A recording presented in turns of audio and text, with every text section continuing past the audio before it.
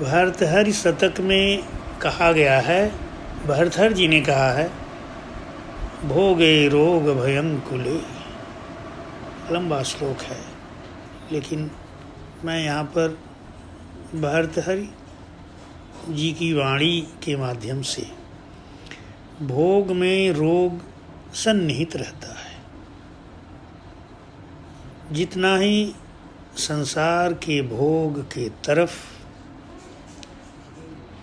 प्राणी अट्रैक्ट होता है, आकर्षित होता है, उतना ही वो रोग का शिकार होता है।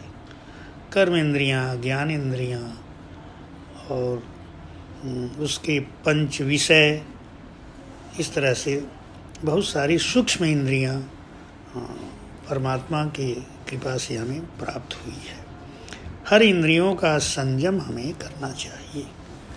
बिना संयम के हम स्वस्थ रह नहीं सकते, और अगर स्वस्थ नहीं है तो फिर संसार में जो जीवन प्राप्त हुआ है, शरीर मिला है, शरीर साधन के लिए मिला है, और साधन के लिए शरीर में परमात्मा ने विवेक दिया है। विवेक की शरण में रहने पर मनुष्य भोग से सावधान रहता है। भोगे रोग भयंकुले, भोग से रोग की उत्पत्ति भर्तृहरि जी ने बताया है। किसी भी इंद्रिय का हम संयम करेंगे तो हम स्वस्थ रहेंगे। इंद्रियां हमें स्वस्थ रहने के लिए मिली हुई हैं, और इंद्रियों का जहाँ हम दुरुपयोग करना शुरू किए, भोग के लिए नहीं, इंद्रियों को तो योग के लिए परमात्मा ने हमें इंद्रियां जो दिया है वो योग के लिए दिया है। योग का अर्थ होता है जीवात्मा का परमात्मा से मिलन। जैसे नदी सागर में जाती है तो शांत हो जाती है, तृप्त हो जाती है, और वो सागर बन जाती है। ये साधन रूपी शरीर हमें परमात्मा के रास्ते में, परमात्मा के मार्ग में एक साधन मिला है। साधन, शरीर साधन है और परमात्मा की प्राप्ति साध्य है, साध्य। इसके लिए विवेक जागृत करने की ज़रूरत है। विवेक जागृत नहीं होता, विवेक तो रहता ही है, और विवेक के माध्यम से, ज्ञान के माध्यम से हम अपना जीवन साध्य की प्राप्ति में लगा देते हैं।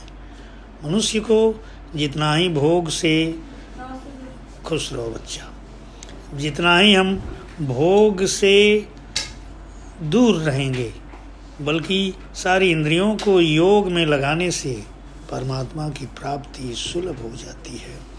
सुलभ परमात्म तत्व की प्राप्ति सुलभ है, सहज है और सबसे आसान है। संसार की चीज़ों से हम अपने भोग को जितना ही भोग से दूर रहेंगे, उतना ही योग के तरफ हमारा लक्ष्य रहेगा। और भोग से मनुष्य को रोग के सिवाय कुछ मिला है नहीं, कुछ मिलता है होगा नहीं, कुछ मिलता है नहीं।